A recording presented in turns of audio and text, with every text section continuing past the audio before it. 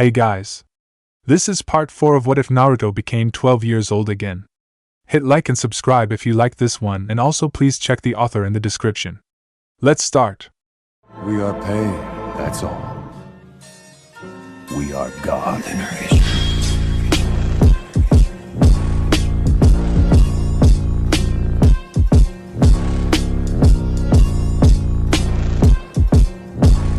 Chapter 22, Festival Fun. Breakfast was a quick affair the next morning. Simple red bean porridge before they were packing again to help Kaido cart everything to the festival. It was early, very early. The sun hadn't even yet broken the horizon as they helped Kaido and Sarah start packing everything up onto the carts. They had to do it now to set up the stall in time, as the festival started that afternoon. It was a laborious task, as there were many bundles and sacks of food. At one point Kakashi saw Sakura about to pick up a bag easily 2/3 her weight and stepped in to take over. Only for the girl to lift it as if it were only 10 pounds, swinging it up onto her shoulders and tossing it into the cart with no problem. What the fuck? Sakura caught sight of him staring and immediately froze. I've been working out, she tried, eyes wide like she'd been caught in the act. Kakashi would have had to be a civilian to be fooled by that. The sun had just started peeking over the trees by the time they were done loading the carts. They all waved bye to Sarah as they group headed off towards the town, smiles wide on their faces, before beginning their trek. The trail was dry and dusty, not helped by the horses pulling the carts that kicked it up into the air.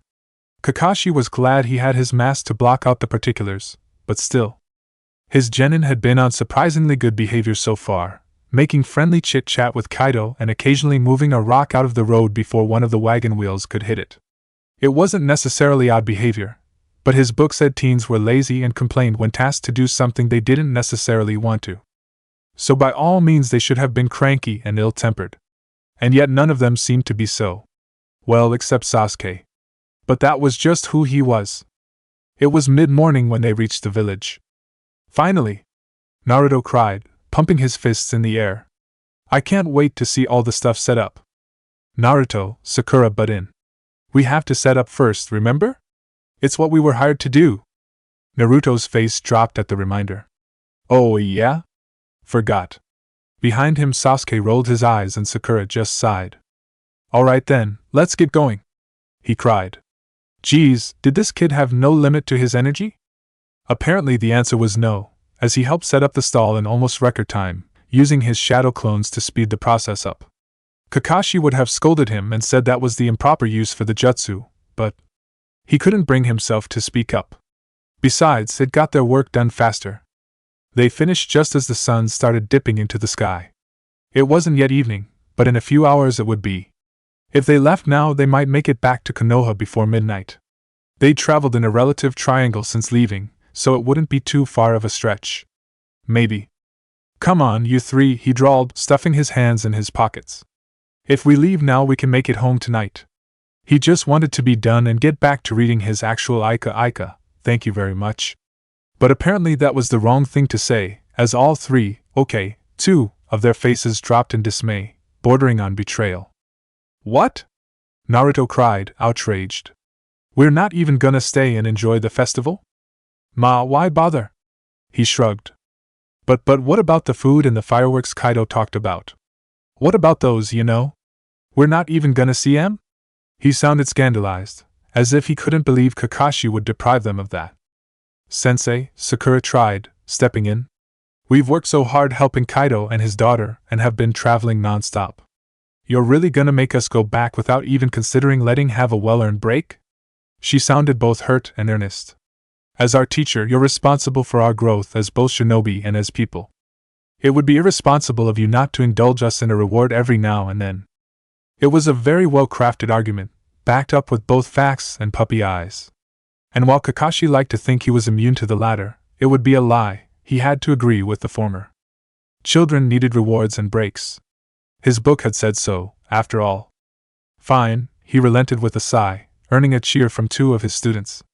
But only till dark. Then we book it home. His genin nodded in agreement. Later Kakashi would wonder if that had been a good idea. You can't possibly eat that much, Naruto, Sakura moaned, looking at Naruto's ever-growing bag of sweets and treats. They'd been walking around town for almost an hour, and in that time the boy had managed to get a box of takeout yakisoba, some dango, 4 individual takoyaki, taiyaki, and dorayaki. If Sakura wasn't so concerned for his health when he finally ate all the food, she'd be concerned about his wallet. The food itself hadn't been horrible expensive, it was actually relatively cheap. But when added up together, well, she just hoped the D rank covered it. "I'm not gonna eat it all by myself," he scoffed, scandalized as they made their way through the streets. Kakashi-sensei walked just behind them, head still in his goddamn book as the three of them explored the town. "So who is then?" she asked. "You guys, duh." Sakura blinked. Oh. She should have realized that. Before she could respond, one of the vendors called out to them, "Hey there, you three. You look like strong young kids. Care to try out a test of strength?" Turning around, Sakura saw some guy standing next to a tall contraption with a bell on the top, a large hammer resting just next to it. Immediately she knew what it was. And also knew that it was rigged, just like every other game on the street. "Yeah, you guys. Hey, you in the blue shirt," he gestured to Sasuke. He glanced boredly over in his direction. "You look like a strong young man. Care to try this out? Fair warning, few of the strongest of men can hit that bell." Sakura refrained from rolling her eyes. Talk about a sales pitch. He shrugged dismissively. "Not really my thing." The man's face dropped, but only for a second before he turned to Naruto. "How about you then? Care to give it a go?" Naruto frowned, scratching the back of his head in thought. "I dunno. Seems kinda lame to me." "Sakura?" he asked, turning to her. "What do you think?" The guy manning the booth just scoffed. "No offense," he said, giving obvious offense. "But this test of strength isn't meant for a little lady such as yourself. Don't want you to hurt yourself." Okay, Sakura didn't want to do it before, but now she really wanted to. Fuck this guy. Actually, she said thoughtfully, finger to her lips. "I think I will give it a try." "How much?" The man didn't seem entirely thrilled, but she was paying, so he couldn't complain. 100 ryo, he said, mouth almost twisted into a frown. Sakura dug out the money and handed it over. Without a word, he handed her the hammer. Immediately, as if it were heavier than she could manage, she dropped it to the ground, letting out a sound of dismay. The sight made the man smirk. "Ha! Sucker." Behind her, Naruto and Sasuke quickly backed up behind their sensei, who was giving his student a half-suspicious, half-scared look, knowing what she was about to do. Smirking evilly to herself, Sakura tightened her grip on the hammer and readied her stance. The look on the man's face when she broke the bell on top was worth way more than the 100 ryo she paid and the giant stuffed some Shiba Inu she got as a prize. Totally worth it. Some time later found them outside a stall selling festival masks. Naruto had spotted it, and had immediately sprinted over, ogling the display before shooting puppy eyes over at the rest of them, practically begging them to stop so he could buy something. The only thing was, he didn't really have the money for it. His solution: "I'm not buying you masks," Kakashi stated. "Please?" "No." "Come on, Kaka-sensei, don't be a buzzkill," Naruto moaned. "I'm not spending my own hard-earned money on something you'll never use again," he stated monotonously. "I'm not doing it." 15 minutes later, they ended up all walking away with Oni, Okame, and Kitsune masks. And a dog won for their beloved sensei. The irony was not lost on them. Later they watched the fireworks from the roof of the inn they'd decided to stay at for the night, deciding to forego the idea of making it back to Konoha before midnight. Their bellies were full of yummy, greasy food. Sakura had won many prizes from various vendors, and Sasuke seemed to actually be enjoying himself. For once, they were all at peace. But they all had a sinking feeling this would be the last time it would be this way for some time. The thought sent a shiver down their spines. Chapter 23, Desperation. Konoha was the usual bustling hub of activity it always was when they finally made their way back. It was early afternoon, as they'd left early that morning and traveled at usual ninja speeds, instead of the civilian pace they'd set on their way out. As usual, Izumo and Kotetsu greeted them at the gates, offering them friendly smiles and easy chit-chat. Submitting their mission report was much easier than it was last time. It had been a simple D rank, after all, no need for getting chewed out by a stressed Irika for doing things they really shouldn't have. Really, if anyone was going to chew them out this time, it would be their sensei for making them stay for the festival. But it had been totally worth it, or at least Naruto liked to think. Sakura's storage scroll of prizes certainly agreed by any means. But now that they were back in the village, it was training time again. And that meant chakra chains. Naruto had been aching to try what Kurama had suggested 4 days ago, but because of the mission he hadn't been able to. And even if he had had time during their travels, Kakashi-sensei had more or less forbid him from using his Kekkai Genkai outside of the village. He hadn't really given a reason, but Naruto had a sneaking suspicion it had something to do with bingo books. Whatever the case, it didn't matter now as they were back in Konoha. And Naruto was nothing if not persistent, so he would get these damn chakra chains to work one way or another. As soon as they finished submitting their reports, he thought to himself, he would be off to training ground 7 in no time. Unfortunately, a certain sensei seemed to see right through him, and grabbed onto his collar just as he started off down the road outside of the Hokage Tower. And just where do you think you're going? He drawled, eyebrow arched. Training, you know, he said, trying to wiggle out of the Jonin's hold. It wasn't very successful. No training without adult supervision, was Kakashi-sensei's dry response. Darn, then we've been breaking the rules this whole time, Sasuke deadpanned, black eyes staring straight at their sensei. Stone. Cold. Murder. Kakashi-sensei's eyes spasmed in a visible twitch of irritation. But he said nothing. Anyway, Kakashi-sensei continued, I'm not allowing it. No training until tomorrow, and that's final. He finished his sentence by letting go of Naruto's collar, essentially dropping the teen. Naruto immediately scrambled away out of his reach, fearing he might do it again. Ah, come on, he groaned, straightening himself out. I haven't practiced in 4 days. I gotta get this down as soon as possible. Kakashi-sensei raised an eyebrow down at him. What's the rush? He asked. Naruto stammered. If he was being honest, getting it down before the Chunin exams would be nice. And since that was a month out, I just want to get it down, you know? He tried. Then, it gives me a connection to my clan. Okay, that last part wasn't a lie, but he was only talking about one specific member of said clan. His mom. He had all the looks of his dad's jutsu, his summons, well, not at the moment, but soon enough, and had even fought with the man on the battlefield. The only thing he had from his mom was a name and a biju trapped in his gut. He didn't have her beautiful red hair, or pale complexion. Nothing. Nothing but this amazing Kekkai Genkai. A Kekkai Genkai he had no idea how to use. Kakashi-sensei seemed to see his internal turmoil, and softened his expression. As much as one could anyway when only showing one eye. I get it, he offered, putting a hand on Naruto's shoulder. Naruto looked at it in surprise. Kakashi-sensei had never shown this much affection before. What was different now? You want to feel like you belong to something, I understand, he continued, oblivious to his students' musings. Tell you what, tomorrow, no intense training, no missions, nothing. We can just work on that. Sound good? Naruto blinked, taken aback. He didn't have words to finish the sentence. Luckily, Sakura did. For real, sensei? She asked, stepping in. He nodded. In fact, tomorrow, I'll train all of you in whatever you want. The proclamation was followed by him retracting his hand and putting it on his hip in an assured, authoritative manner. Naruto, we can focus on your chains. Sasuke, Sharingan. And Sakura, he turned to the girl. You said you wanted to be a medic, yes? She nodded. Great, then let's start there. He offered them all an eye smile, the earnestly in his voice surprising them.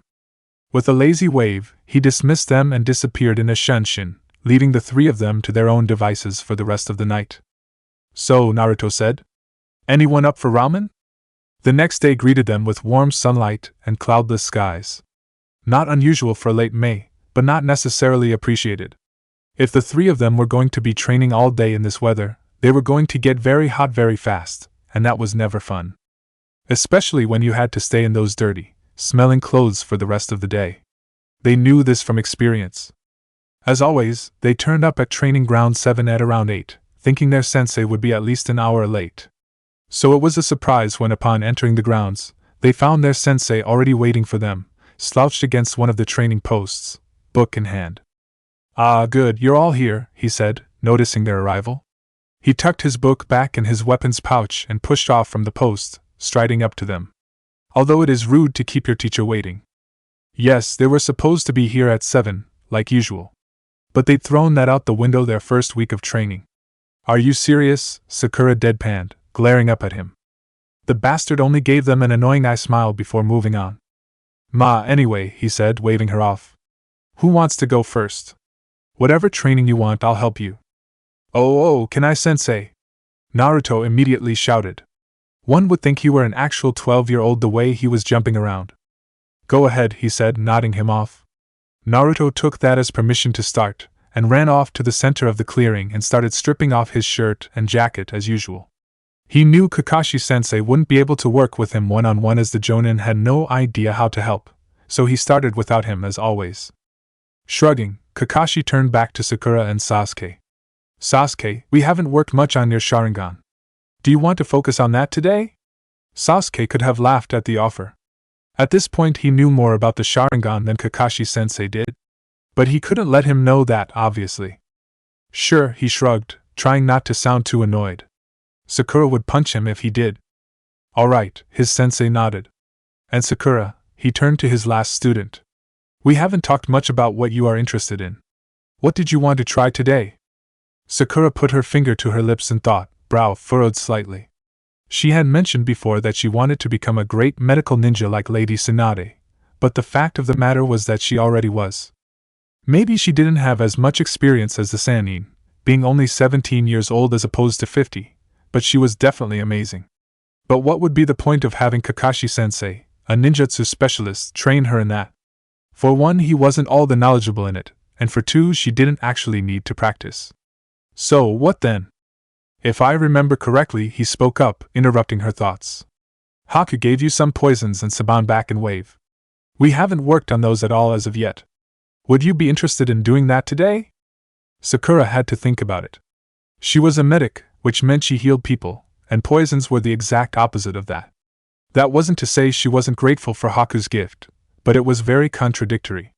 But on the other hand, having a deeper understanding of poisons and the nervous system would make her a better healer. And it would help her in stealth missions, if that was ever a thing she would do. I think, she said, worrying her lip. I would like that. Then, nodding decisively, she said yes. I would like to work on that, sensei. Kakashi-sensei, I smiled. Wonderful, he said. Then let's get started. Naruto was doing what Kurama said. He was feeling. He really was. But so far, nothing was happening. So, swallowing his frustration, he meditated on it. He'd done enough of it on Mount Myaboku that he was fairly good at it. But still, nothing was coming to him. Kurama had said it wasn't a technique, it was a feeling. Well, he didn't really know what that feeling was, and finding it was proving to be rather hard. Sasuke had said something similar to that too. That activates his Sharingan was like lifting a finger. It wasn't something you thought about, you just did it. Yet despite all this helpful information, he still couldn't figure it out. How was he supposed to just do something when he has no reference point on it? Like explaining how to use a muscle he doesn't have. Sure, it was simple for them, because they have it. But to him, no such luck. They'd been at it for hours now. It was approaching lunchtime and the sun was high in the sky. So far Kakashi-sensei had worked with Sakura on Saban throwing, teaching her the technique and style, as it was different than what they'd taught in the academy for kunai and shuriken. At the moment she was practicing that while their sensei moved on to Sasuke. Whenever Naruto had caught glimpses of it, he'd had to repress his laughter at the sight of the Uchiha just barely playing along as if the Sharingan was still a new concept for him. It was hilarious. With a sigh, he released his pose and flopped back onto the grass, the blades tickling his neck. No luck? Sakura asked from the tree line. She was busy pulling her Saban out of various trees she had thrown them into when practicing. They weren't clustered in the least as was the goal, but then again, throwing kunai and throwing senab are two very different practices. Not yet, he sighed, defeated. He turned to look up at the sky. It was bright and cheery. The exact opposite of what he was feeling. I thought for sure I'd get it this time. Sakura frowned in sympathy, hearing the edge of despair in his voice. She picked herself up from her spot and walked over to him, crouching down to be more at his level. Well, I'm no good at offering advice, she said. But you said it was more like a feeling, right? He nodded, staring vacantly up at the passing clouds. Well, she continued. What were you feeling on the bridge? What made you activate them? I don't know, he admitted. It was all happening so fast, I kinda didn't really think about that. Could you try? He glanced up at her and saw her wearing a hopeful, earnest expression. One he'd seen on her before whenever she'd console a younger version of Sasuke back when they were actually genin. Yeah? I'll try. He sat up, face pinched in concentration. What had he been feeling? The memories were kind of hazy now, what with all the excitement, but there were still some things he could pick out. He started. I think I was scared, but not for myself, you know? Sasuke was trying to kill Haku, and Kakashi-sensei was in danger, and I just had to do something. But I couldn't, 'cause of all the Sanban and stuff. Sakura nodded thoughtfully, listening along to the story. So I guess I was feeling desperate? I dunno. But I wasn't angry. Not like the last time. When Haku and Zabuza had actually died. When he'd released Kurama's chakra. He didn't say these things, but Sakura seemed to hear them clear as a day. I get it, she said. So, if you can recreate that feeling, maybe you'll be able to access your chains again? And if you can do that, then you'll know what to feel for. Does that make sense? Sakura, ever the smart one. He smiled, then nodded. I think so. Great, she smiled. Then good luck. And with that, she stood up and went back to picking up stray Sanban. Naruto picked himself up off the ground and took a deep breath before closing his eyes. Time to focus. The sound of chirping birds was the only warning he got before someone screamed. Sakura! Sasuke shouted. Naruto's eyes shot open and saw their sensei holding Sakura in a headlock, hand alight with Chidori and pressed up against her neck. If anyone moves, she dies immediately, their sensei cried out, eyes cold as ice. Naruto could only stare. Was he insane? Had he finally snapped? What the hell was going on? Sensei, what are you doing? Sasuke shouted, Sharingan spinning madly. Do as I say, was all he growled back. Then he pushed his hand just a little closer to her neck, making her cry out in alarm. If Naruto was being rational, he would have known she could have easily gotten out of it, and maybe she would have known that as well. But as it was, she was fighting off flashbacks of having a Chidori aimed at her by a certain Uchiha, and was unable to do anything. Sakura cried out again, stirring something in Naruto. His sensei saw the look in his eye and glared at him. If you move, she dies. His words were sharp as kunai. He didn't even think, he just acted. A scream of frustration tore itself out of his mouth, and with it came a rush of energy, and the sound of trees breaking and soil being upturned. Immediately his eyes were filled with blinding golden light, and the sight of chains. Chains covered the training ground. Snaking through trees, around posts, into the ground, everywhere. And they were coming from him. Golden chains. Chakra chains. His chains. The clearing was silent. And then, clapping. Naruto looked up from his gawking to see their sensei, Sans Chidori, slowly applauding. The feral look was gone from his eyes, and he'd recovered his Sharingan which he'd pulled out for his Chidori. Sakura was standing next to him with a hand to her neck, eyes wide and limbs shaky. Had it all been an act? Good job, Naruto, he said easily. I knew you could do it. He offered him a thumbs up.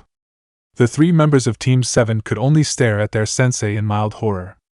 Afterwards he treated them to lunch, but if they all sat at least 6 feet away from him at the other end of the ramen bar, well, then nobody could really blame them.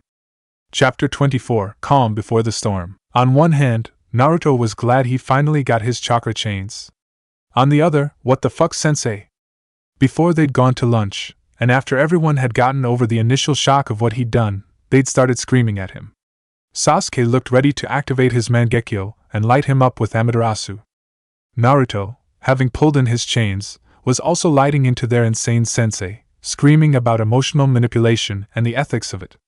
Nobody really shut up until Sakura finally succumbed to her panic attack. Then it was Kakashi-sensei's turn to freak out. He tried apologizing, in his own awkward way, but ultimately he ended up offering to buy them all lunch as payment. Naruto managed to make him pay for all their lunches for the next week. He agreed. Sakura didn't calm down for a good hour, and Naruto understood why. Shooting an uneasy glance at Sasuke, as if to say don't help me, for he was partly the reason for the episode, He crouched next to the shaking girl and wrapped an arm around her. He couldn't really offer any words, just comfort. If their sensei found the whole thing strange, he didn't say anything. Once she had calmed down, they'd made their way to a chiraku's and ate in silence. Nobody made eye contact with each other. Or rather, nobody made eye contact with their sensei. Afterwards, Kakashi-sensei dismissed Sakura and Sasuke for the day, even offering Sakura the day off tomorrow. She declined, however uneasily, and said she had to get stronger and couldn't do that without training. He'd accepted that and waved them all off. All except Naruto. "Come on," he said, already walking away from the ramen stand. "Huh?" the Jonin asked. Not turning around, Kakashi-sensei replied with, "The sooner we get back to training with your Kekkai Genkai the better. The feeling is still fresh in your mind, meaning it will be easier to try to access them again.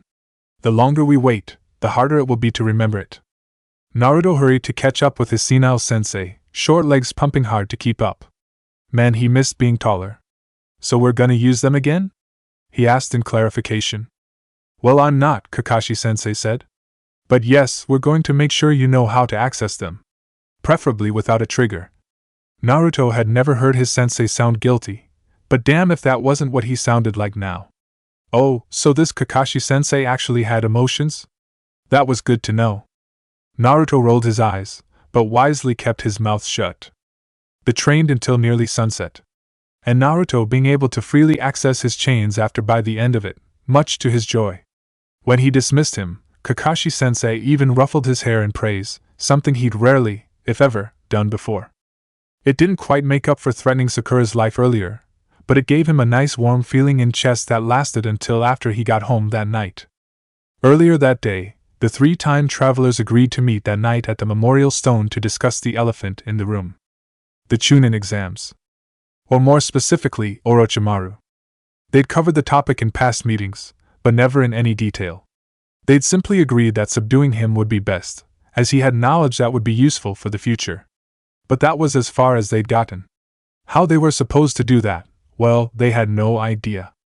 Hence the meeting. There was a tense silence between them as they all sat around the memorial stone. The cicadas in the woods were the only background noise, loudly crying into the night, but even their chirps couldn't diminish the harrowing sense all members of Team 7 were feeling. It was Naruto who broke the silence. "What do we do about the exams?" "Right to it then. We have to stop Orochimaru, no matter what," Sakura stated. "And we can't let him give you the curse mark, Sasuke, or let him kill the third." "I don't want that snake anywhere near me," he agreed under his breath. "But we can't kill him either," the Uchiha pointed out. "He has valuable information and skills that we might need in the future. We wouldn't have been able to fight with the previous Hokage on the battlefield without him." Naruto nodded, agreeing with his logic, however he hated to. "But he can't be allowed to go free." Both of his teammates nodded. "So then," Sakura started, voice wavering only slightly. "What do we do?" It wasn't a question anyone had an easy answer to. "I think," Sasuke started, "we apprehend him. Let him rot in a cell until we need him. We know where he'll be and when," he said. "All we have to do is withstand him, and wear him down until we can get back up. And when we do, it's over for him." It was a sound plan, but there was a glaring flaw in it. "That's great and all, Sasuke," Naruto said. "But how the hell are we going to get back up?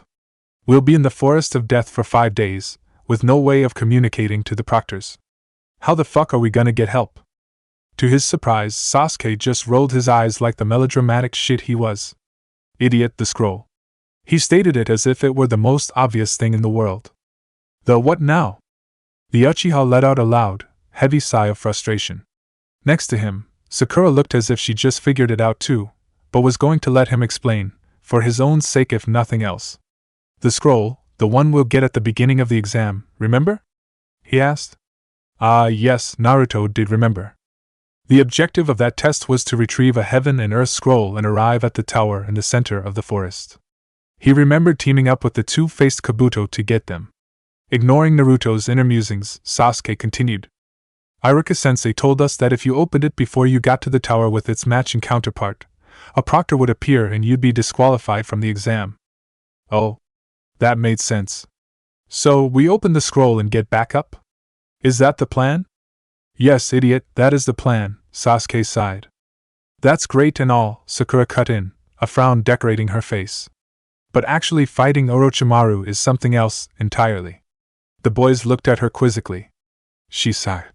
We might have the memories and know-how of 17-year-olds, sorry Naruto, 16, she added, making the blonde glower. But we only have the strength, stamina, and chakra of 12-year-olds. Strong 12-year-olds, sure, but still. It won't be enough. She sighed in frustration, looking down at her lap. I don't have my 100 hands of healing, she said.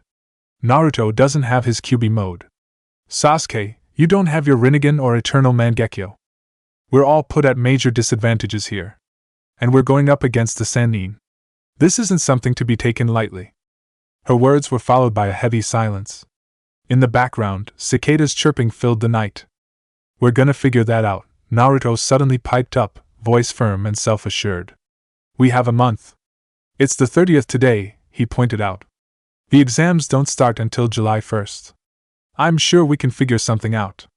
Or at least you can, Sakura, he added, smiling at her. You always do. She tried to hide her blush by tucking a strand of hair behind an ear. Naruto's right, Sasuke agreed, surprising the both of them. You will figure something out. I know it. His smile was small but genuine. Great, Naruto smiled, breaking up the tender moment. Then let's do it, you know. The next few weeks were filled with training and missions. Their training was centered around whatever specialty they had chosen, with the exception of Sasuke. He insisted there were loads of scrolls in the Uchiha compound he could read rather than wasting his sensei's time, as he'd put it. Really, he just didn't want to pretend he didn't know how to use his Sharingan for any longer than he had to. And it had already been long enough. With Naruto and Sakura, however, they worked tirelessly. Sakura was starting to become quiet, adept with Saban and poisons. Her groupings and aim were getting better and better.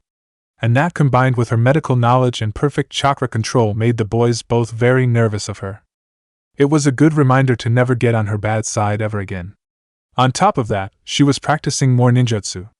It had never been her specialty, per se, but it would probably help to be more well-rounded as a kunoichi. Meanwhile, Kakashi was having Naruto work hard at mastering his Kekkei Genkai. Ever since the disaster of the day he'd finally managed to unlock them, again, he'd been working tirelessly with them, trying to understand them better and learn how to use them in different combat scenarios. So far he'd learned he can use them up to 8 times a day, and that was without expending chakra on anything else for the rest of the day. So in combat, about 4 to 5 times. 6 if he really pushed it. As much as Naruto hated the restriction, it was almost humbling to actually feel mild chakra exhaustion. That wasn't to say it didn't still suck though. But that was just using his own chakra. He never tried it using Kurama's. But then again, he hadn't used Kurama's since being back here. While it was useful and powerful as all hell, the more he used, the more unstable he became. He could use up to 3 tails of the 9 tails cloak and remain in relative control, but that control was flimsy at best. It wasn't a risk he was willing to take. Besides, he didn't have Granny Tsunade's necklace anymore. If he did go berserk, what could be done to rein him in? But aside from all that, he didn't want to risk using Kurama's chakra anyways. Aside from the fact it made him more feral, he didn't want to demand anything of the fox. He'd already dragged him back into his old cage. He didn't want to upset the grumpy Biju even more. So his chakra it was. Until there was an emergency anyways. Again. Kakashi shouted, breaking his train of thought as he threw more kunai in his direction. Naruto reacted and shot chains out at them, knocking them out of the air. They'd been running drills like this for the past few hours, working on dodging and deflection using his chains. They'd worked on restraining and attacking foes with them yesterday. 2 chains this time, his sensei ordered, throwing his kunai again. Naruto focused and shot out only 2, striking down as many kunai as he could. Unfortunately, he missed some and a blunted blade whacked him on the arm. Ouch! He cried, grasping at the forming bruise. That was the 5th one. Can we break? He called out breathlessly. Enemies don't break in battle, Kakashi-sensei said sternly. Why should I? Naruto scowled, pulling his chains back into his body. His legs were starting to shake from exhaustion, and sweat beaded his brow. Luckily it was Sakura who spoke up. Sensei, we've been at it for hours, she said, sweat beading her own brow. We have to let our bodies replenish our ADP and chakra. That's the only way a body can strengthen itself. Their sensei hummed, mildly impressed with her reasoning before shrugging. Fine, he sighed. 30 minutes, then you're back to work.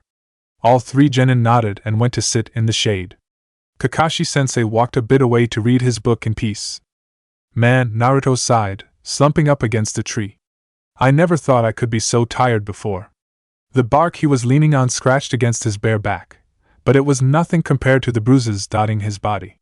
He would definitely be sore tomorrow. Welcome to our world, Sakura breathed, taking a big chug of water. Then, after a glance at Sasuke, added, or rather, my world at least. Stupid, overpowered Uchiha's. Yeah, but you have perfect chakra control, Naruto noted. Doesn't mean I have a lot though, she retorted. I have the chakra of a 12-year-old, she groaned. Muscle mass of 1 too. I think you have more muscle than you did before, Sasuke hummed, glancing over at her. You looked like a stick back then. Shut up, she said lightly, smile pulling at her lips. I still master tree walking before you. Naruto snorted beside her. The great Sasuke Uchiha, she continued in a teasing voice, adding a fake pout for effect. Beaten by a weak little girl. Sasuke rolled his eyes, but it was hard to hide the fact that he was smiling. I'd bet I could still kick your ass, now, she said with finality, leaning back against the tree. Yeah right, he smirked. Fucking watch me, she said, before taking a drink of water. They went on like this for the next half hour, teasing each other and cracking jokes. For that moment, Team 7 was really and truly back together. Chapter 25, Enter Gaara. It was the last week of June when Kakashi got called in for a Jonin meeting. So, it's that time already, he thought with a sigh. He'd known the Chunin exams were coming up soon, he just hadn't known the exact date. Now I do. He knew he was going to nominate them. It wasn't even a question. It had been 5 years since the last time a Jonin sensei nominated genin who were fresh out of the academy, so it would come as a shock to everyone if he did. But then again, Kurenai and Asuma knew how hard he pushed them, and he was renowned for his prowess as a shinobi. Perhaps people would just assume his skills rubbed off on them. And perhaps they had. His team had proved themselves on the A-rank mission to Wave, and before that whenever they were training. Hell, they'd impressed him during the Bell test with their strength and intelligence. No doubt they would crush the competition in the exam. But it's Naruto I'm worried about. Ever since the boy had unlocked his Kekkei Genkai, Kakashi had known it was only a matter of time before someone inside the village or outside put the pieces together. It was why Kakashi had pushed so hard to have Hiruzen grant him clearance to tell Naruto about his heritage. If he knew, he could at least be prepared, instead of flaunting his gift like he was sure to do for everyone to see. Even though the villages coming to participate in the exams with them were allies, nothing was guaranteed. People would talk. They always did. Minato-sensei, what would you have done? As usual, he got no response. It was their day off when Naruto decided to buy some more flowers for his mom. Sakura had decided to join him for the day and tagged along. She'd said her parents were getting overbearing again, and she needed some time off. So obviously the best solution was to tag along with him while he visited a grave. Ignoring the irony of it, the two headed into the Yamanaka flower shop where Ino was waiting for them behind the counter. Billboard brow? She sneered, ignoring Naruto as he went to peruse the aisles. What are you doing hanging out with Naruto? Sakura stopped in her tracks and blinked a few times in surprise. For one, she hadn't seen Ino since they'd been brought back, so seeing a 12-year-old brat facing her with lips curled in disdain was a major shock. On top of that, it had been ages since she and Ino were at each other's throats. For a second, she didn't know how to respond. Eventually, she came to her senses and managed, "We're teammates," she stated dumbly. Unimpressed, Ino just stared at her. "So are you and Sasuke." She said it as if it were an accusation instead of a fact. "I would have thought you'd want to hang around him. Or have you finally admitted defeat?" The sly smile that followed the end of her sentence made a feeling of unease sink into Sakura's stomach. God, they still hadn't gotten over their rivalry over Sasuke yet, had they? Well, no, of course not. That was never settled until after the Chunin exams. And even then, how childish she had been, fighting with someone who had been her best friend over a boy. A boy who later tried to kill her. Albeit after she tried to kill him, but it was water under the bridge. Honestly, Sakura shrugged, crossing her arms. He's all yours. I'm over it. Oh, how she wished she had a camera. Ino's face dropped completely, eyes going wide and mouth hanging open. Dumbfounded and in shock, she might as well have looked like someone had just told her she would be the next Hokage. Sakura tried not to enjoy the moment too much and was glad when Naruto, poor, sweet oblivious Naruto, came back to the counter with his bouquet of carnations. He eyed the two of them oddly, then asked, "So how much do I gotta pay for these?" The two were walking down the back streets of Konoha when they heard a rustling behind them. Rolling his eyes, Naruto turned around, already knowing what he was going to see. 10 feet behind them, standing out like a sore thumb in the middle of the road, was a box with eye holes designed to look like a rock. It was probably supposed to be a camouflage jutsu, but it failed miserably.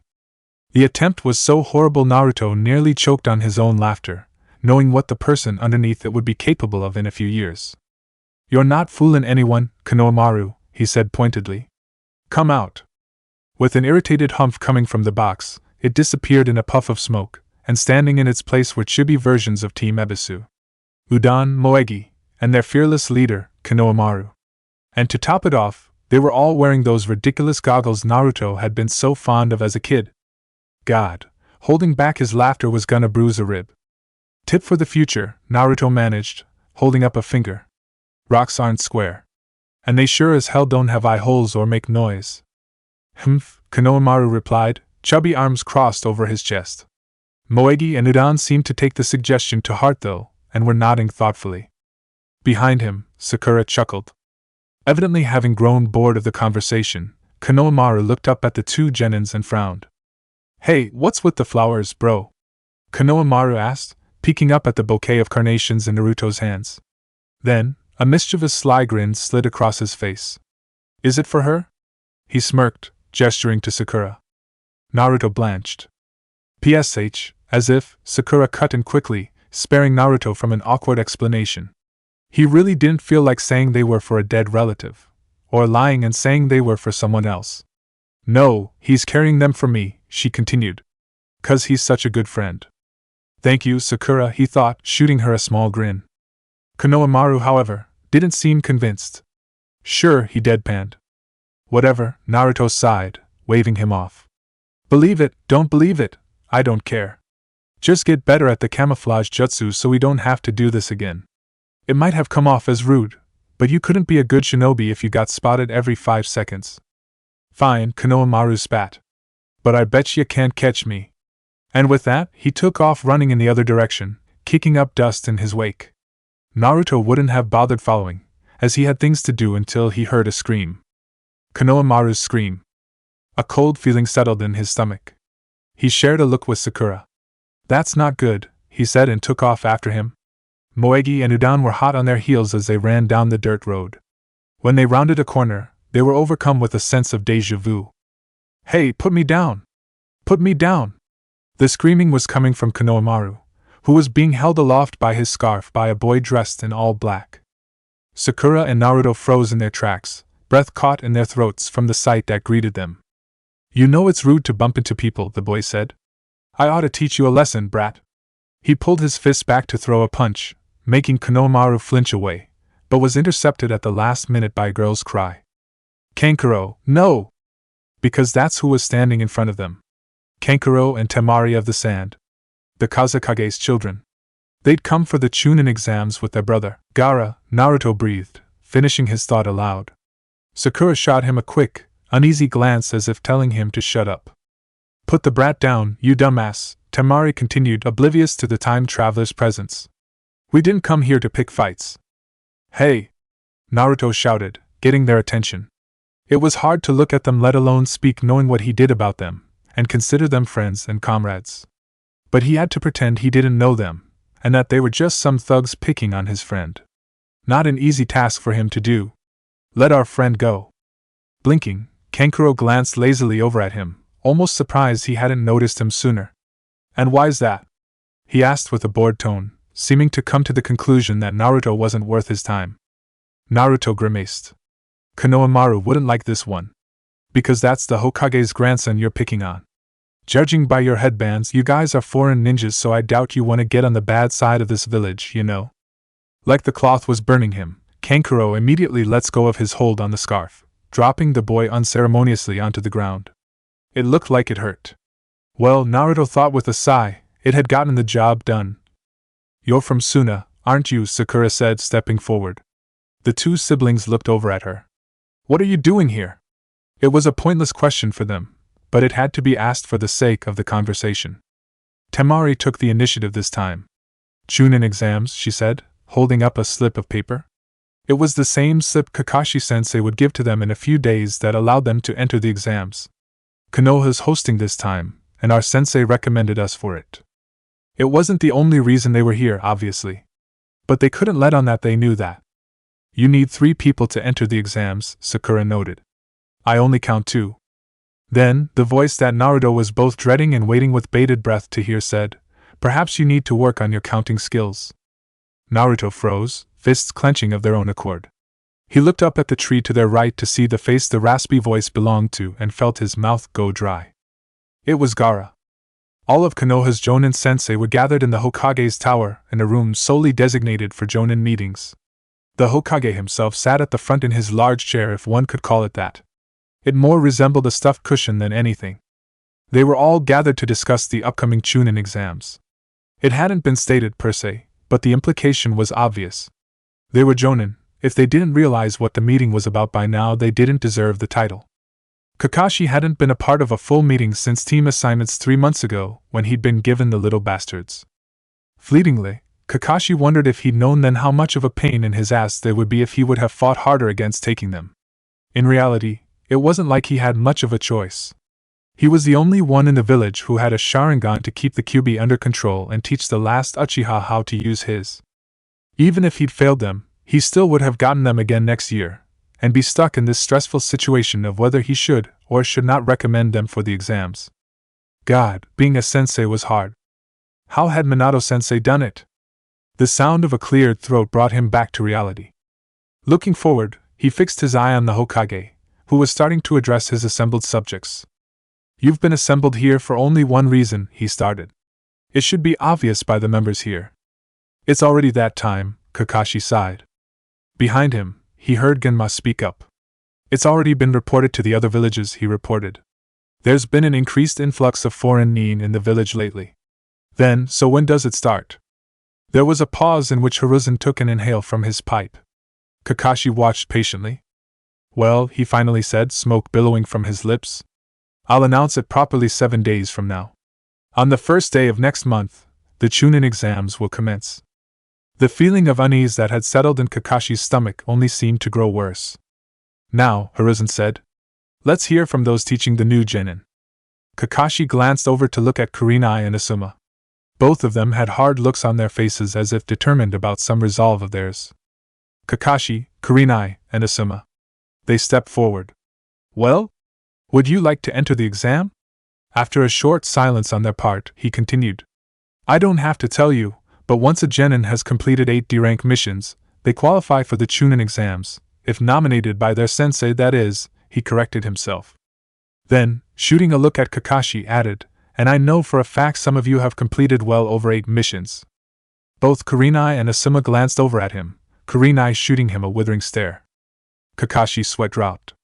Yes, he may have pushed his genin a little harder than necessary in the past, but they handled it fine. No need to work up a sweat over it. Or a genjutsu, he added mentally, eyeing Kurenai warily. Asuma, Lord Third said, breaking him off his train of thought. Are there any genin you recommend from your team? Asuma nodded and stepped forward. Team 10, Ino Yamanaka, Shikamaru Nara, and Choji Akimichi. Kakashi waited to hear the verdict. Under the name of Asuma Sarutobi, I nominate them to take the Chunin exams. A surprised murmur rippled through the assembled shinobi. Most Jonin sensei didn't nominate their genin who was only fresh out of the academy. To do so meant either Asuma thought very highly of them, or very low. For if nothing else, the Chunin exams were a great way to dissuade genin from continuing on the path of a shinobi. Kakashi narrowed his eyes at the man. In front of them, the Hokage nodded in acceptance before turning to Kurenai. She stepped forward. Team 8, Hinata Hyuga, Kiba Inuzuka, and Shino Aburame. Kakashi stared, waiting for her response. Under the name of Kurenai Yuhi, I nominate them for the Chunin exams. This time, the reaction was larger. 2 rookie teams nominated for the exams? It was practically unheard of. As Kurenai stepped back, she locked gazes with him, and for a second, she seemed to be daring him. But the moment ended quickly as she took her place to his right again. All eyes were on him now. The pressure in the room seemed to be growing. Both Kurenai and Asuma had nominated their teams, and they had no experience of B or A rank missions under their belts like his team did. If he didn't nominate them, they might think he was lazy or didn't care, and in turn, would be seen as a poor sensei. Even so, Kakashi wouldn't care either way. But his team had already proven themselves capable to everyone in the village.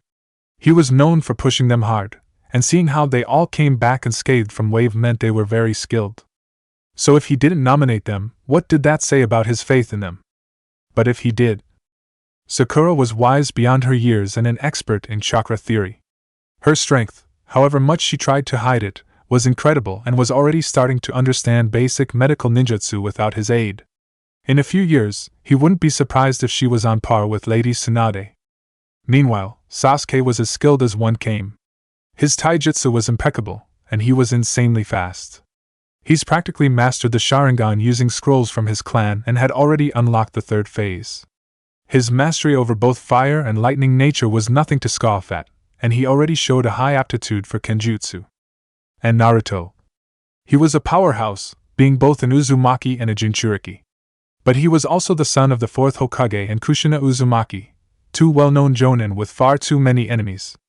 If he showed his chains, which he undoubtedly would, he was sure it wouldn't take long for people to put the pieces together. True, they might just accept that it's an Uzumaki Kekkai Genkai, as it wasn't solely used by Kushina, but still, he worried. His genin were strong. They were capable, also yes. But they would be in danger.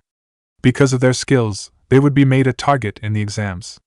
And while they'd shown they can go toe-to-toe with much stronger enemies, they'd never done it on a scale like this.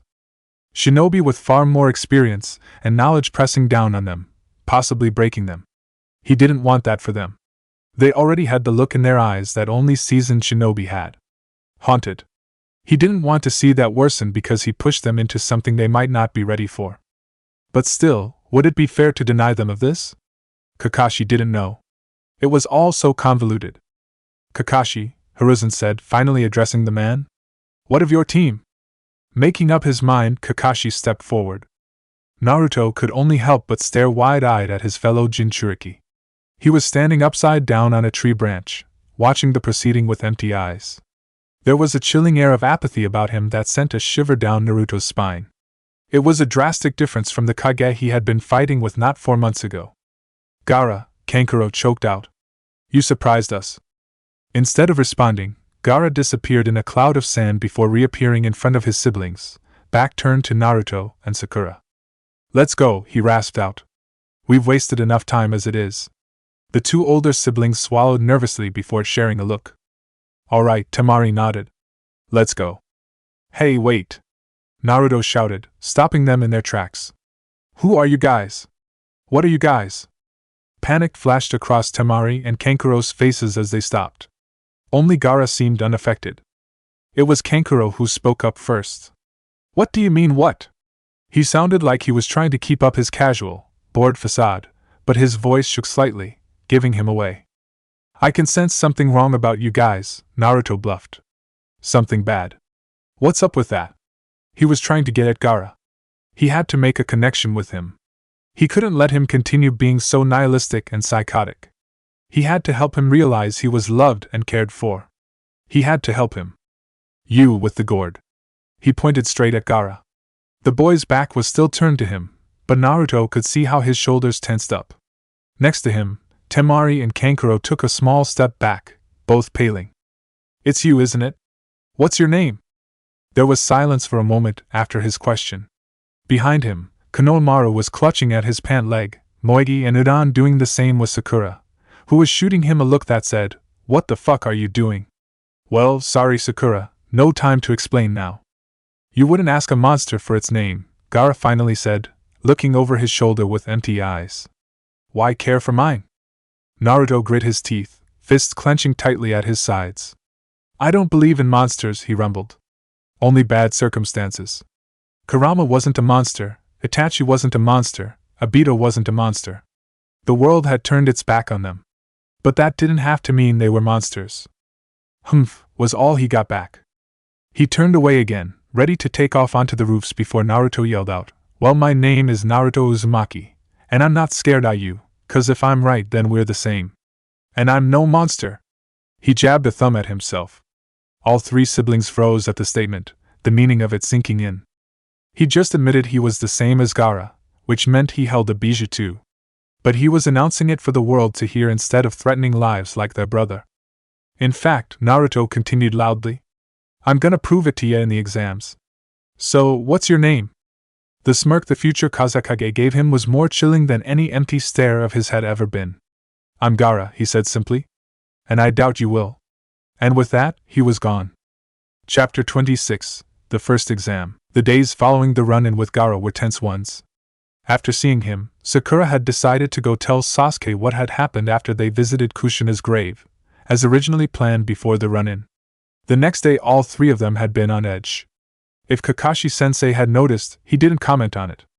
And if they trained extra hard during their drills, well, he didn't comment on that either. It was 2 days before the first test that Naruto finally took the initiative and walked up to their sensei to address the elephant in the room. "Kaka-sensei?" He started uncertainty, looking up at their lazy teacher. He was leaning against one of the trees on the side of the clearing reading his stupid book while they did their morning exercises. Hearing his uneasy tone, Kakashi-sensei looked up, blinking his lone eye slowly. "HM? Is something the matter, Naruto?" he asked, lowering his book. "Well, not really, but well," he fumbled around for the right thing to say before Sakura coughed loudly behind him from where she was stretching. "Right," he cried. "Well, so we've noticed that there have been a lot of foreign ninja in the village recently," he finally managed. "And they're all Jonin here for the Chunin exams." "Yes, and?" their sensei drawled in response, giving him an expectant yet unimpressed look. It almost felt like he was egging him on. Naruto fumed at the thought. "Well," Naruto huffed, "we were wondering if you had, signed us up for it. Maybe." Kakashi-sensei was silent for some time, simply observing the genin. A small trickle of anxiety wormed its way into Naruto's gut the longer the silence stretched out, and because his sensei's face was unreadable, he couldn't tell what he was thinking. Wait, had he not nominated them? The sudden thought sent a jolt of panic through him, which he fought to keep down. Well, he finally sighed, rubbing the back of his head in a tired gesture. "I was going to wait to tell you all, but since you asked?" Naruto felt his jaw clench tightly from nerves as Kakashi-sensei beckoned the other two over, waiting patiently for them to get up from their stretches before joining them by the tree. Once settled in, the three looked expectantly up at him, almost holding their breath in nervousness. "The Chunin exams are coming up, that is accurate," he told them. "Lord Hokage told all Jonin sensei about it 5 days ago." The tension in the air between all three genin was nearly palpable. If he didn't nominate them, then all their planning was for nothing. I would of course be stupid if he didn't, as they were far better than they were back when they were originally genin. But again, it was Kakashi-sensei, who knew what went on in his mind.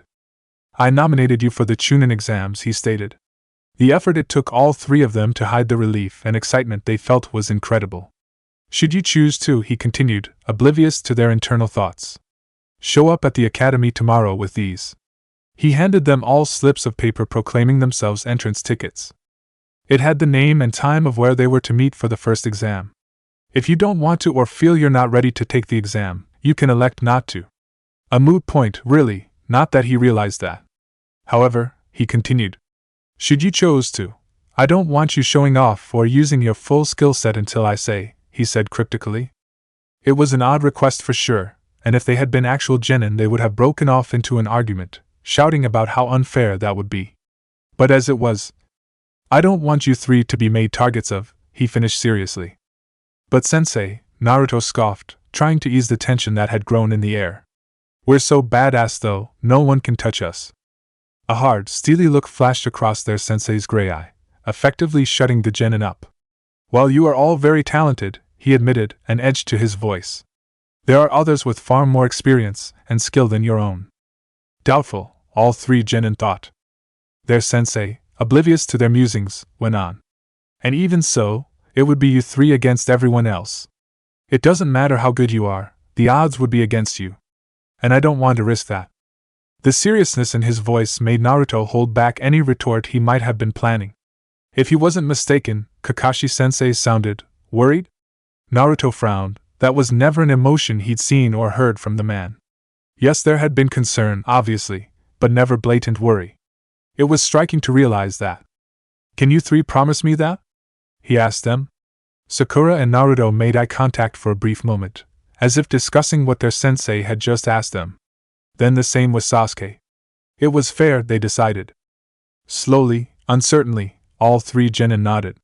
Their sensei let out a small sigh of relief. Good, he breathed. Now, back to stretching. We have a long day ahead of us.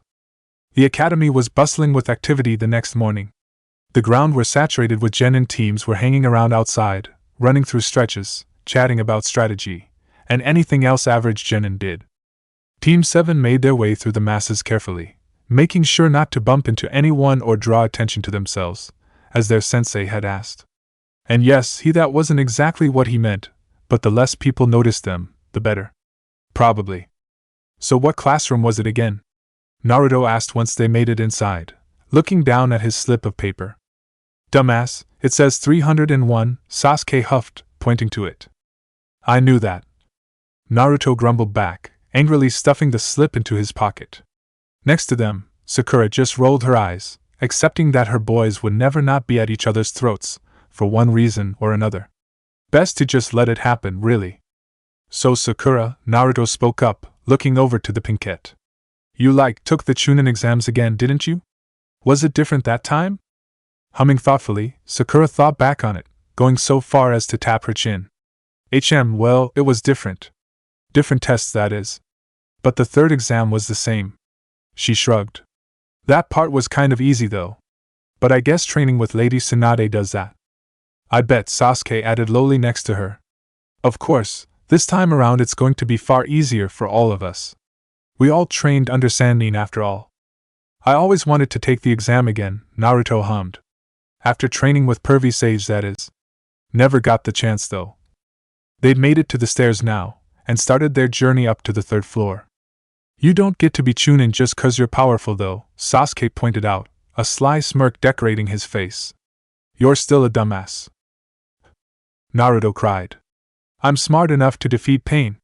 And kick Obito's ass. You're just too stubborn, was the Uchiha's reply. Too stubborn and too powerful.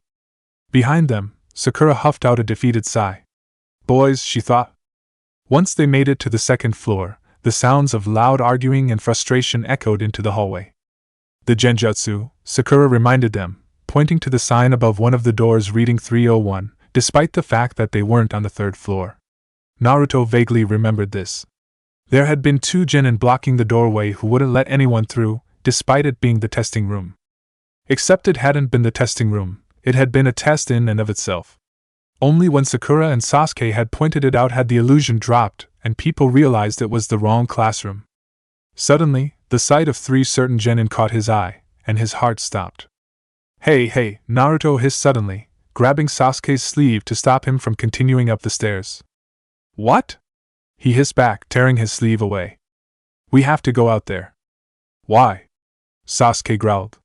If they're too stupid to see a genjutsu, they shouldn't become Chunin. Not that, Naruto hissed back. That. He pointed down the hall to one of the teams hanging around arguing with the 2 absentite genin. There was a boy in a god-awful green jumpsuit, a girl in a pink chipao-style blouse, and, Niji, he breathed, limbs frozen and wide eyes trained on the Hyuga. Next to him, Sakura's breath caught in her throat, eyes trained on the genin as well. Who? Sasuke asked. His voice caught in his throat. God, how was he supposed to talk? It shouldn't be this hard. He sacrificed himself for me in the war, he mumbled, eyes trained on the boy's back. He was my friend. Sasuke looked back and forth between the Hyuga and Naruto, as if trying to determine why that would be.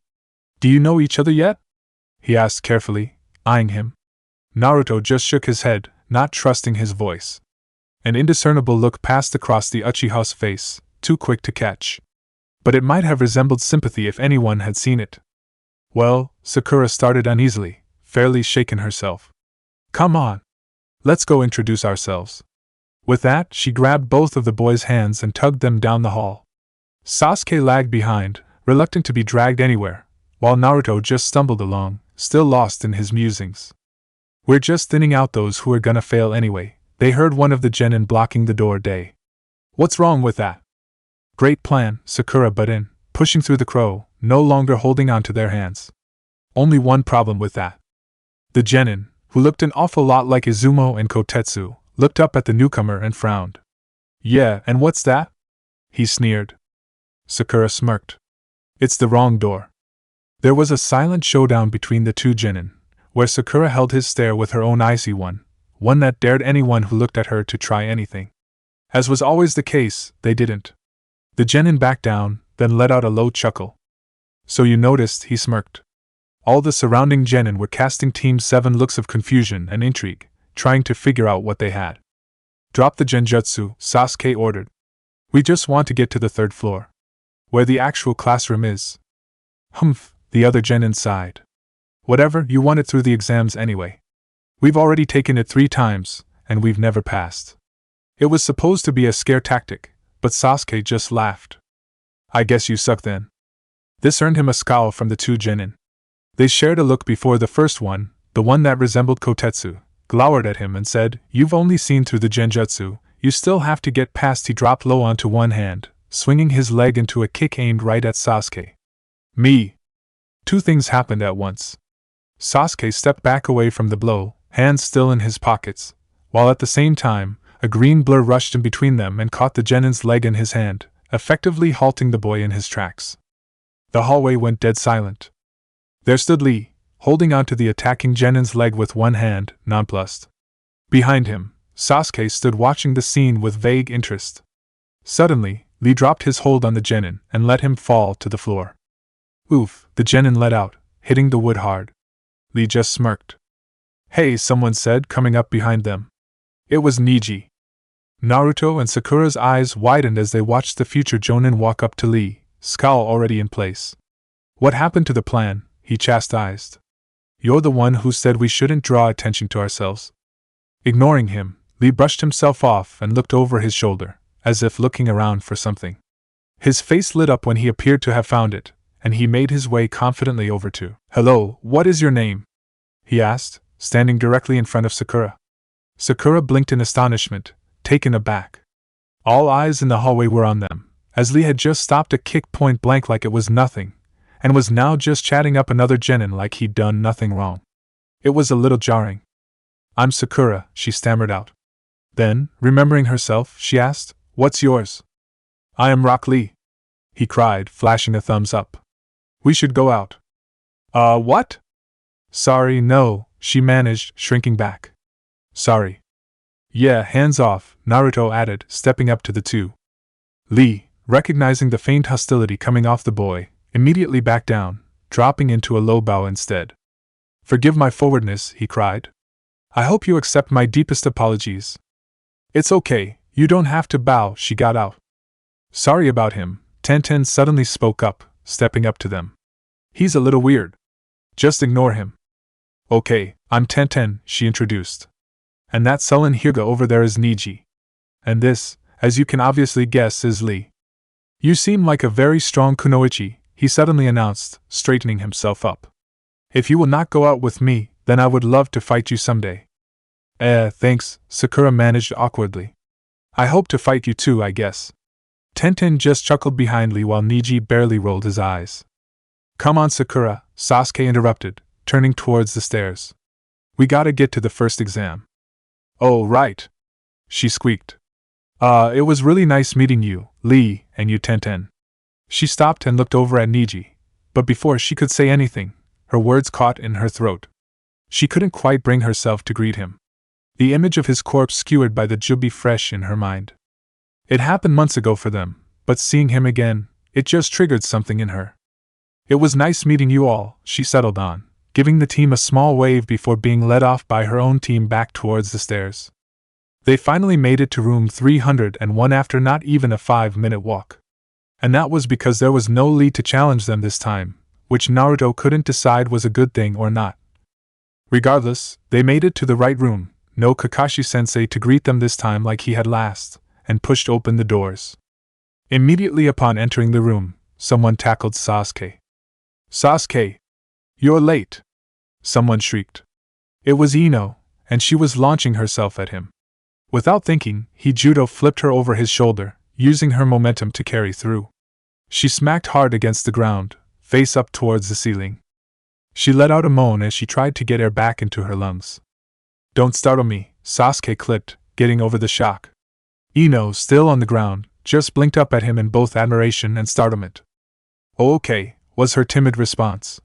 Rolling his eyes, the Uchiha helped her up, stuffing his hands back in his pockets as soon as she was on her feet. "I just haven't seen you in a while," she blushed. "Guess I was just a bit too excited." Sasuke chinned, but aside from that he gave no response. "Hey Ino," Naruto greeted casually, offering a small wave. Ino gave a kind smile back. "Ino," someone called from off to the side. Looking over, Naruto spotted Chibi Shikamaru and Chibi Choji walking towards them. As usual, Shikamaru had his hands stuffed in his pockets and was slouching so much Naruto was sure Sakura would be freaking out over spinal health. Next to him, Choji was munching on a bag of chips. Because, for some reason, he literally always had chips on him. Even though weapons pouches were for, well, weapons. Not food. "Come on, don't make a scene," the future Jonin sighed. "Hey Naruto," he added, nodding to the other genin. Naruto offered a big smile back, glad to see his friend again, even if they weren't great friends yet. "I'm surprised you guys are taking the test too," he continued. "Most rookie genin don't." "Haven't you been keeping up with the village gossip?" Ino asked, scandalized. The deadpan look Shikamaru have her was all the answer she needed. Huffing, Ino brushed her hair out of her face and set her hands on her hips. "Anyways," she started. "They did an A-rank mission like last month or something. They all got out fine too.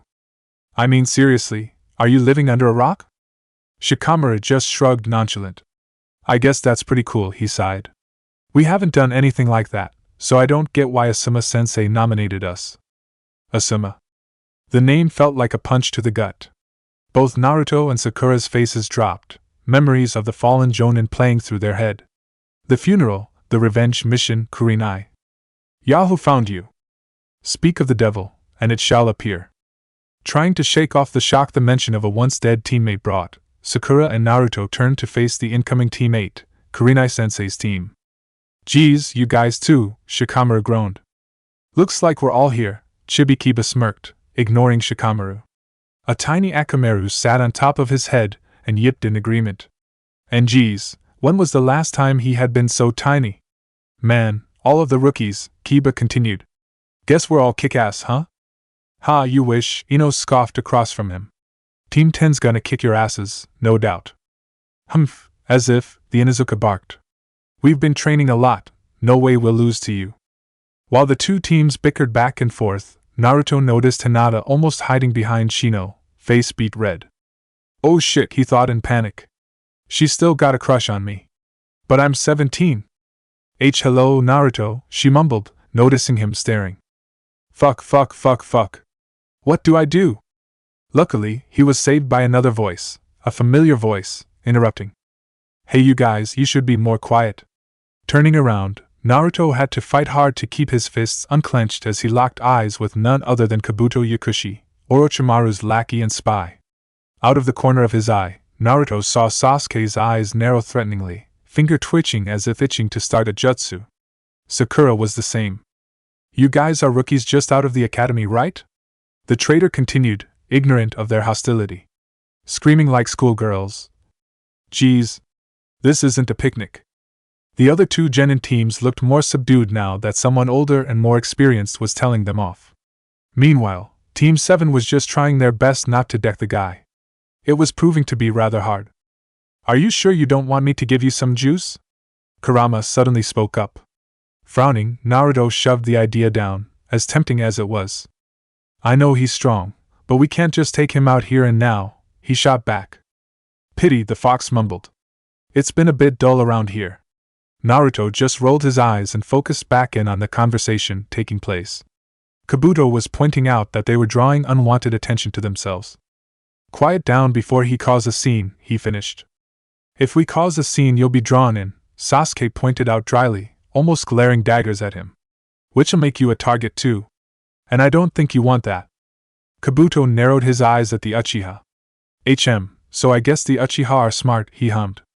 What I am or am not is none of your business, Sasuke growled back, arms now crossed over his chest. Touchy, he smirked. Sasuke only narrowed his eyes further. Kabuto eventually got the hint and backed off. Right, well, he said. Good luck on the exams. And with that, he backtracked to his team, throwing them one last glance over his shoulder at them, glasses gleaming bright white. Once he was out of hearing range, Ino turned to Sasuke with a quizzical look. What was that about? She asked. You didn't have to be so cold to him. Was all he responded with. Both Genin teams stared at him with apprehension, uneasiness radiating off of them. They knew he was distant from their time in school, but this was cold. We're just stressed, Sakura tried, seeing their unease. They didn't seem convinced, but they accepted it anyway. Whatever, Shikamaru sighed. Troublesome. Naruto tried to hide his grimace, but he had a feeling he was failing. Shit, Sasuke suddenly hissed, turning away and hiding his face from whoever he'd spotted. Both Naruto and Sakura raised an eyebrow. It wasn't like Sasuke to hide from someone. What? Sakura deadpanned. Not saying a word, Sasuke gestured behind him to an area a few yards away, where a Genin team from Kusa was milling about. What's the deal? Naruto asked, squinting at them. They're just Genin. No, he hissed.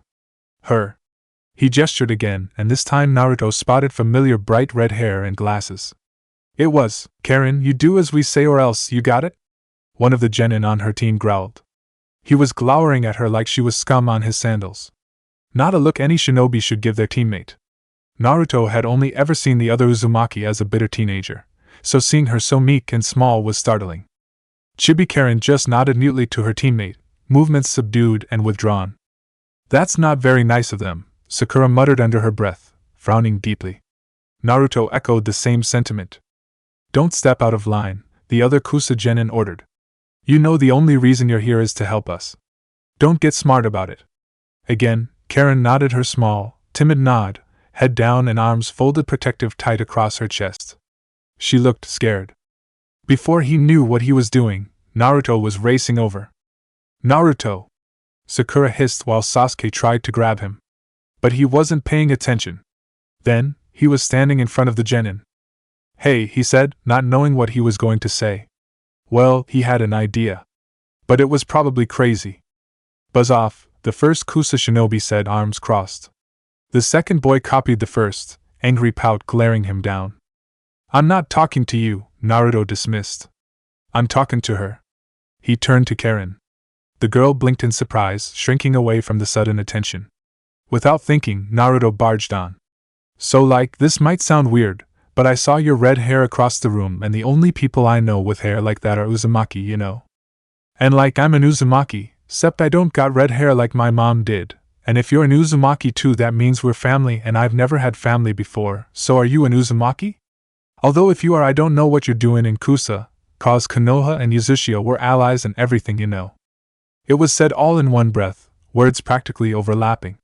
It left poor Karen blinking in shock at all the information that just spilled from his mouth.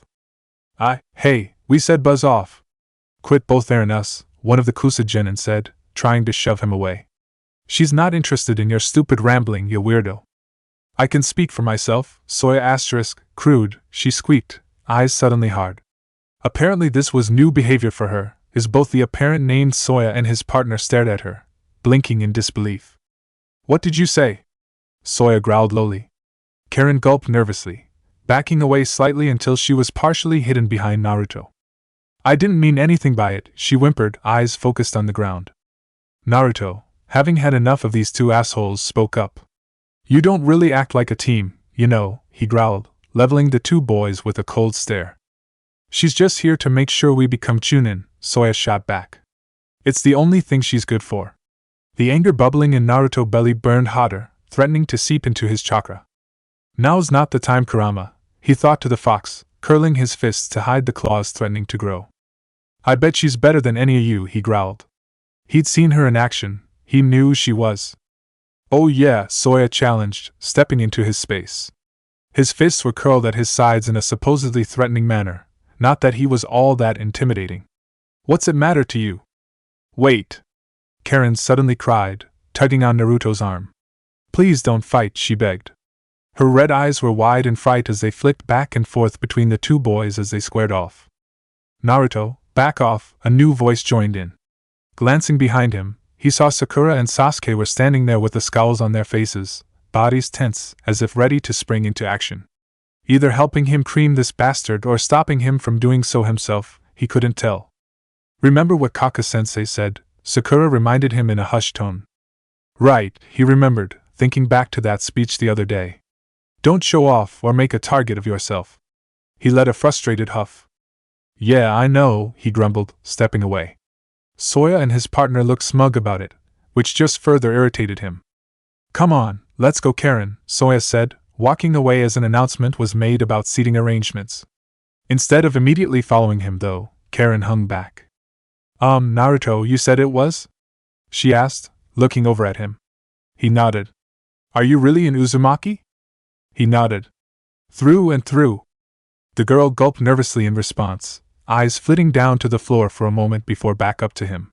I am an Uzumaki, she admitted in a small voice. So was my mom. The look of grief that flashed across her face combined with the use of past tense told Naruto everything he needed to know about her mother. She was gone. He grimaced at the realization. I guess that means we're family? She tried. Shaking off his frown, he nodded and gave her a big smile. I guess so. Before they could say anything else, their impromptu family reunion was interrupted by a proctor calling all genin to their seats, as the exam was about to begin. Karen started and was about to turn around before Naruto caught her arm. Hey, he whispered, holding onto her arm to stop her from leaving. Find me after the exam. Families gotta stick together, you know. A faint smile lit up her face. It didn't quite reach her red eyes, but a small blush colored her cheeks, showing her appreciation. Yeah, sure thing, she whispered back. He smiled back at her before letting go of her arm and letting her hurry up to find her seat. He looked for where Hinata was sitting instead of at the seating chart, as he remembered sitting next to her the first time around. Once settling himself in his seat, Ibiki Marino, the first exam proctor, got up in front of the assembled genin. The first exam had begun. Chapter 27, Uzumaki. Karen watched as the blonde Uzumaki made his way to his seat, determined expression fixed on his face. He seemed so confident, so self-assured. Could he really be family? Karen wouldn't have believed it at first, just because he looked nothing like an Uzumaki. He didn't have red hair or pale skin like her or her mom did, but he was as boisterous as her mother said their clan was. And his chakra, it was so warm and bubbly. She'd felt it immediately when he entered the room, like a bonfire on a cold night. It was something she automatically wanted to latch onto, just because she never felt that back in Kusa. Maybe she had with her mom, but that was long ago. She couldn't honestly say she remembered everything about the woman perfectly, even though she wished she could. The memories were all tainted with bitterness and regret. She'd never met another Uzumaki before, she thought she was the last one. After all, she had no reason to think otherwise. To this boy smiling and bouncing around, it was so foreign to her. What did he do for the village? Did they treat him like they treated her? Did they treat him better? He said he'd never had a family, so he was orphaned like her. Did they kill his mom too? Push her to the edge where she couldn't crawl back from? Looking at the way he smiled, somehow she didn't think that was the case. The proctor up front continued his speech on the rules of the exam and signaled for them to start. Karen did. Out of the corner of her eye, she caught sight of her teammates glaring daggers at her. She had to pass this exam or else, is what their eyes said. Gulping, she turned to the clock. 1 hour until she could speak with that Naruto boy. Suddenly passing this test didn't seem all that important. Sakura was willing to just sit the test out if she was being honest. She didn't have to answer a single question or do anything. The point of this test wasn't to answer the questions correctly after all, it was just to gather information without getting caught. Which wasn't a problem for her. She'd already made Chunin, she could gather intel just fine.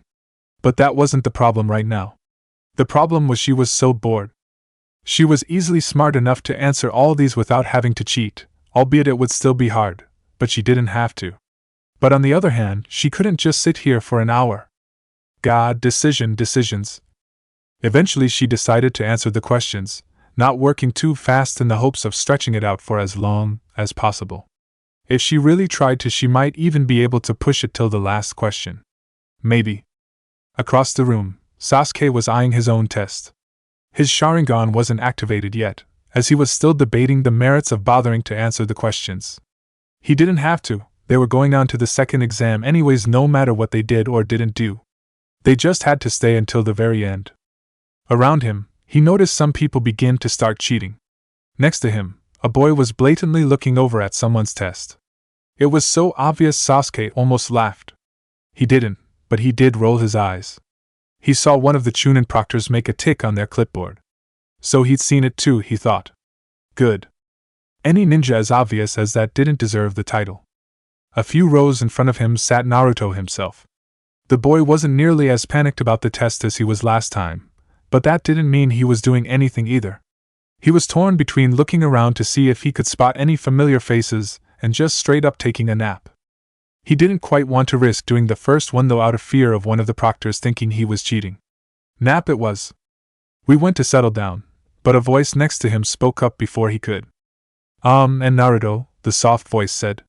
You haven't answered a single question. Naruto looked up and spotted Hinata's blushing face gazing down at him. Her brow was furrowed in worry, obviously concerned that he wouldn't pass. Yeah? He replied. Would you like to copy my answers? She offered nervously, scooting her paper a little closer to him. He just shook his head. Nah, it's okay. I know what I'm doing. He gave her a winning smile for effect. She looked uncertain, but nodded anyways. Alright, she mumbled. I just don't want to see you fail.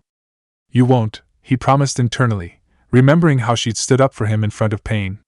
She'd been ready to sacrifice herself so he could have a chance. But thank you? He went back to staring at the blackboard in the front, sinking into his musings of the future. One by one, teams of 3 were kicked out of the test. At one point, Kankura left for the bathroom, followed by one of the proctors. Finally, 45 minutes into the test, Ibiki Marino announced the 10th question. Now, before we get to it, he started, hawkish eyes staring over the assembled genin. I'd like to go over the added rules for this question. Murmurs of unrest rippled through the classroom. These are the rules of desperation. This time, Naruto could see some of the genin sweating nervously. A few shifted in their seats. Boy was the man getting to them. First, for the 10th question you have to decide whether or not you'll take it. Immediately there was an outcry from one of the seats in the edge of the classroom. Choose. What happens if we choose not to? It was Temari that had shouted. She looked so young. If you choose not to, Ibiki answered coolly. Your points will be reduced to 0, and you'll fail.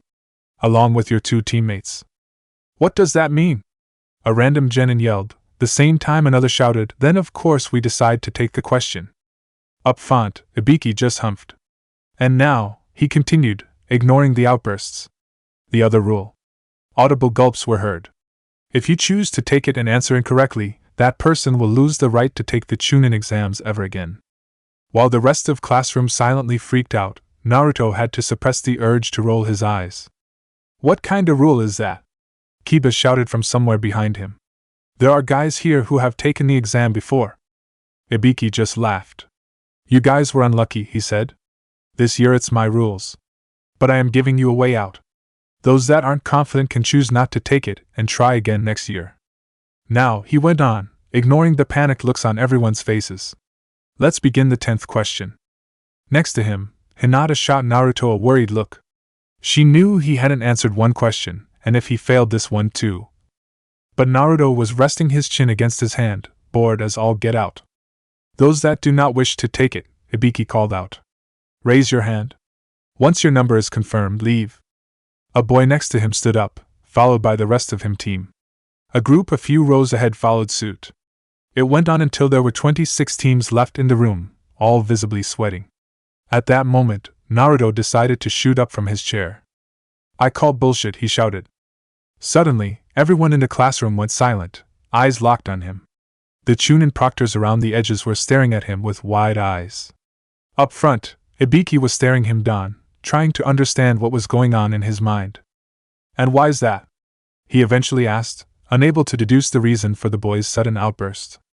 This question is rigged, Naruto announced. We're supposed to cheat. Knowing the answers isn't the point of this. If you know the answer to the 10th question, that defeats the purpose of the whole test. And if you don't know, you don't have enough time to copy someone who does, he said. Besides, even if I answer it wrong and stay a genin forever, that doesn't matter.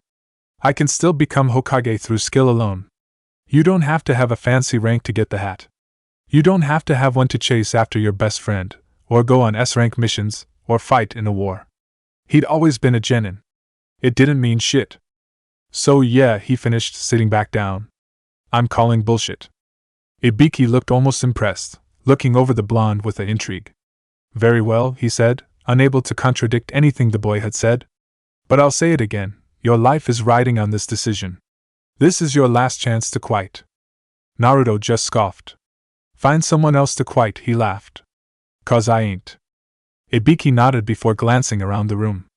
All the other genin were looking inspired, instilled with confidence after Naruto's impromptu speech.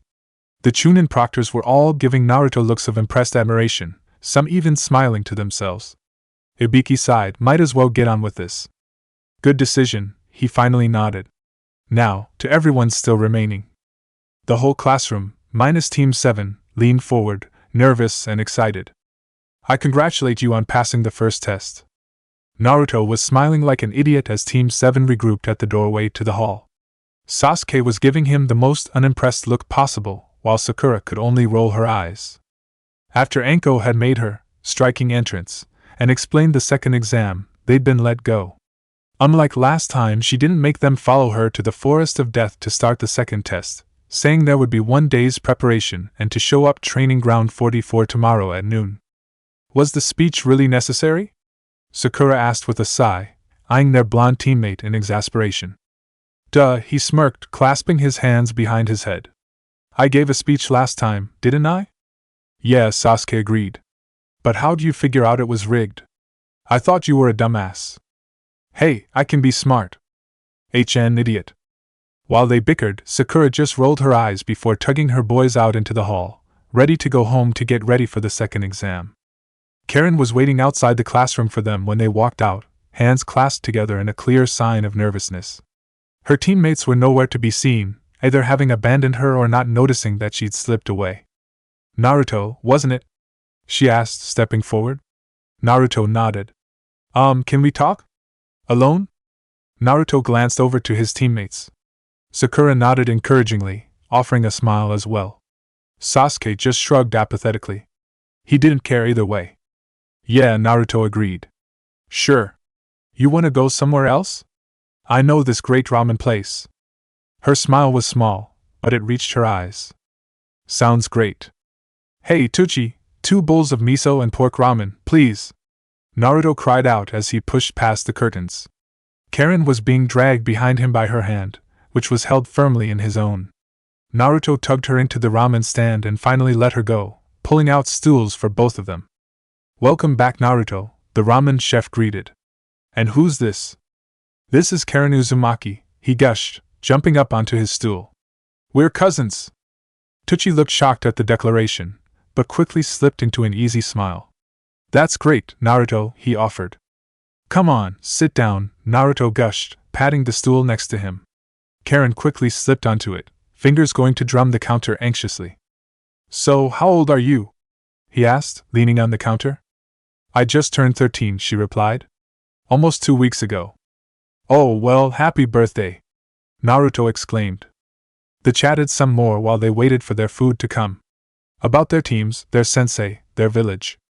Anything really. When their food finally came, the conversation was halted for a good few minutes while Naruto dug in. Karen watched with amusement as the other Uzumaki slurped up his ramen like he hadn't eaten in days. Eventually he slowed down enough for them to resume their conversation. So, what do you have to do? She started uncertainty. To stay here? Naruto stopped slurping his ramen and looked at her. What do you mean? Instead of answering, Karen looked down at her half-eaten bowl of ramen, red eyes staring back up at her in the dark reflection of the broth. She looked sad? Anxious? There were tears in her eyes, he noticed. Was she grieving? Back in Kusa, she started, eyes still downcast. My mom and I were allowed to stay because of her chakra, she explained. If someone who was injured bit her, then they would be healed by it. Even if they were on the brink of death. She shifted to cover her arms, as if self-conscious about them. Naruto followed her movement, and noticed old scars speckled across her skin. They looked like teeth marks. A sick feeling dropped into Naruto's stomach at the realization. Your mom wasn't the only one with that gift, he thought to himself, mouth twisting in disgust. She worked at the hospital, helping heal wounded ninja. But the trick with her gift was that, for everyone it healed, it took away some of her own health. Her eyes were now brimming with unshed tears. Naruto, already knowing how the story would end, had his hands clenched tightly underneath the table in fury. One day, she didn't come back. She blinked, and droplets fell from her eyes into the broth, rippling and distorting the surface. They made me take her place after that. Every day for years. I had to go to the hospital and let them bit me. It was horrible, but I couldn't say no, because I didn't have anywhere else to go. They were letting me stay there after all. She looked truly and thoroughly morose, head bowed and fists clenched. I'm actually only here to make sure my teammates get through the exam. They don't care about me at all. They shouldn't have done that, Naruto growled. They shouldn't have made you do those things. What they did to your mom was awful, and you don't deserve that. Karen blinked, startled, and looked up at him. Her eyes were still glistening with tears, wet streaks tracking down her face from them. But we didn't have anywhere else to go, she breathed. Nowhere else wants us.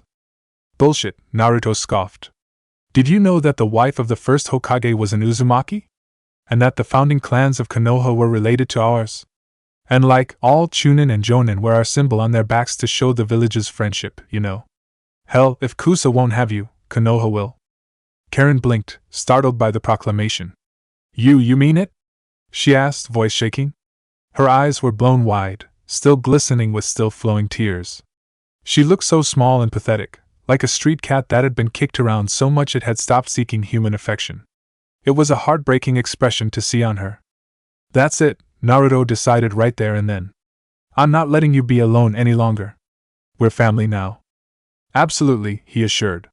We can go talk to the old man right now, I'm sure he'll let you stay. And if he doesn't, well, I'm not letting Kusa have you. Old man? She asked as he threw some money on the counter before grabbing her wrist and leading her out of the shop. Yeah, old man Hokage. Or Gramps. Whichever. I've known him since forever, and he's got a soft spot for me, not that he'll ever admit it. As he spoke, he led her down the crowded streets, still tugging her along by the hand. She didn't seem to be putting up a protest though, and was only slightly lagging behind from the shock of it. He might be busy 'cause of all the exam stuff, but I'm sure we can get it. Especially if I just go in through the window. Probably shouldn't do that though, those Umbu are touchy. You know the Hokage? She asked, interrupting his monologue. Well, yeah, he shrugged, leading them around a group of civilians. Anyways, I'm sure if we ask nice he'll let you stay. And then those Kusa ninja you're with can't touch you because you won't be a Kusa shinobi anymore. They don't deserve the title anyway. Behind him, Karen could only blink in wonderment at everything he was saying, red eyes wide. Someone was going out of their way to do something for her. That hadn't happened since her mom. Is this what having a family was supposed to be like? Is this what having a brother was like? A blush crept up on her face from the thought, and a small smile followed after. His chakra was so warm, and he was so kind. Everyone's in the village was. She truly hoped she would get to stay. You want to what? Hiruzen deadpanned, looking back and forth between the two Uzumakis. The two had made it to the Hokage's office, somehow convincing the guards to let them through and see him, which had been an effort in itself, and were now addressing the man himself. Karen was standing with hunched shoulders and folded arms, clearly uncomfortable, while Naruto was standing with his hands at his sides instead of behind his head, his version of respect. The action didn't go unnoticed by the Hokage. You heard me, the blonde said. I wanna adopt Karen. We're family, you know. Hiruzen sighed, rubbing his temples tiredly.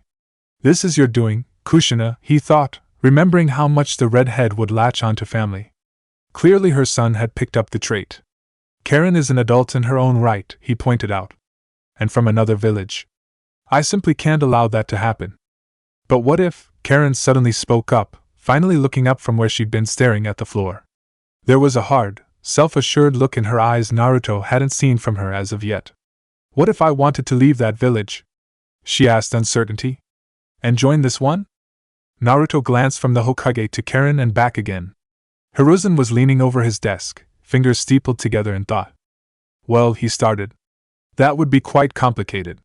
Karen looked back down at her feet, disappointed. But not impossible. Her head snapped back up. It would take some time to get the paperwork in order, and a signed document from your village leader renouncing you from Kusa so you wouldn't be a rogue ninja and for you to be officially registered here. But it is doable.